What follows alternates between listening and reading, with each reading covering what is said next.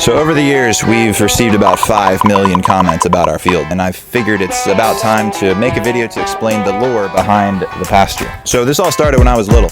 My parents leveled this land out, and we put a baseball field here when I was like 10 years old. It was sick. We played out here all day long. I hit with my dad. We had like football practice in the outfield, but it eventually became way too hard to maintain. Water would come down the hill, run ruts through the field. We'd be dragging it for hours. It was just brutal. So from like 2008 to 2016, the field just kind of sat here. Eventually fenced it in for our animals. But when we started the Velo farm in 2016, like 2017, the process to revive the field began.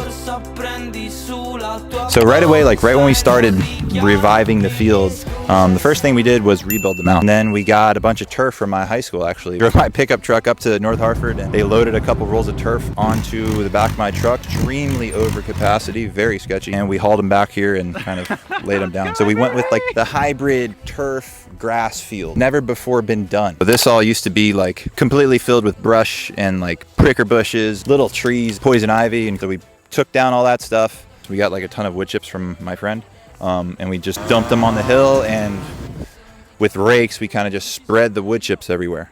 So this year we got a bunch of turf, and I was kind of stockpiling turf for a while. Ooh, baseball. But we got a bunch of turf, and we started the process of turfing the hill.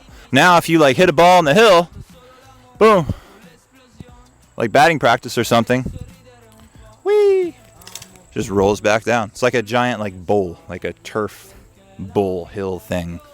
We needed a foul pole, so we were looking up on the hill, and this tree just happened to be perfectly in line with our base path. So went to Home Depot, got a couple cans of spray paint, spray painted it yellow, boom, foul tree naturally implanted on our field. And as you can see, we're pretty elevated up here, very, very high up compared to the field. Like look down there. See like how, and the distance here is like 270. It's like 270 to the fence, but with 30 feet of elevation, I don't know. You're gonna have to do the math on that one. And out here, like on the left field hill, obviously you see these giant trees. Like sometimes balls will hit the tree, bounce back in. Sometimes it'll hit the tree and go over the fence. It's like 1, 2, 3, 4, 5. It's like probably 20 trees in play on the left field hill. So I'm at the tallest peak of our field right now, up in left center. It's a bomb to get it up here, because you got to get it over the trees, you got to get it up the hill, and you see our fence. So the fence kind of like goes catty corner around this tree here, and then runs all the way over center field. And we have this giant tree right here, like perfectly in line with home plate. This is where we set up our camera. You guys have seen like our center field camera footage before. This is where it all happens. Bang. This is a pretty deep part of the park here, this little center field pocket area. And like when we're playing games, we set up a bomb line. So it's just like a bunch of traffic cones that kind of go out that direction. You hit it over the bomb line, it's a home run. You hit it in front of the bomb line, and it was like a piss rod, it's a double. But if you pop up and it lands in front of the bomb line, out. Careful, Peyton, don't get stung by a bee again. This was our OG backstop. So when I was a little guy, this was what we hit up against. Lost a lot of balls into the pond back in the day. But now it's our center field wall. It kind of backs up against this giant tree here. This was all like open when I was little, so we would lose tons of balls in here. And this is like a marshy area. There's a stream that runs behind here. So another big thing we did was we acquired all this netting, and somehow me and a bunch of the guys rigged it up so we have like this giant net right field monster that protects the balls from going into the marsh. But now we're on the right field area. This is our right field fence. This is the shortest part of the park. This is 225 feet to the right field line. Very short. However, balls that are hit down here, a lot of them hit the tree and come back in. And I mean, if it's like an actual bomb, you can tell that it's a bomb. But if it's like a potential bomb, not really hit that well, it'll be a judgment call and either labeled an out or a double. But this is where we do all our activation stuff, like all our bands, all our pre-game like arm stretches in the dojo. Imagine you have an outing, you're ready to get ready to pitch, and you have to do all your Jaeger band warm-ups, and you come down to this area.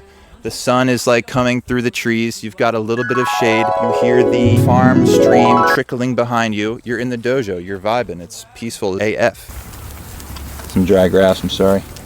And then a big thing we did, and I think it was 2020, we acquired this Backstop backstop. So we needed a huge backstop upgrade, and we were looking for a while on Facebook Marketplace for some potential option. Who sells a backstop, right? Like nobody. Anyways, one day my mom sent me this backstop that was like in Philadelphia on some random field, and it was the perfect backstop that we could ever imagine having.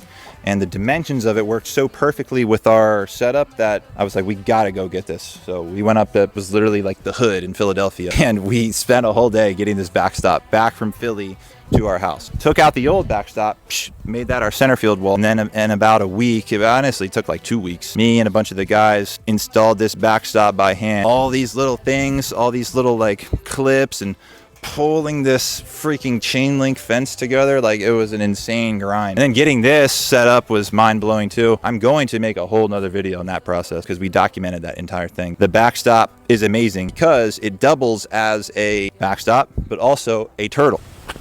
Ooh. And yes, there is a pig pen right next to the right field line.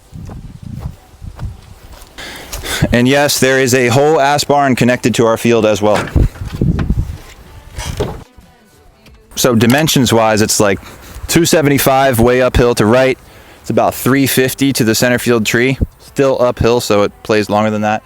And then 225 to right field. Very short porch and right. It's definitely unique and not ideal in some ways, but it's our home field and we love it. The Pasture has seen a lot of epic things over the years. Countless 100-mile-an-hour throws, 400-foot bombs, walk-off wins, and a lot of hard work put in between these lines. But yeah, I hope this answers any questions you guys had about our field and gives you some more context about what you've been seeing from our page so far.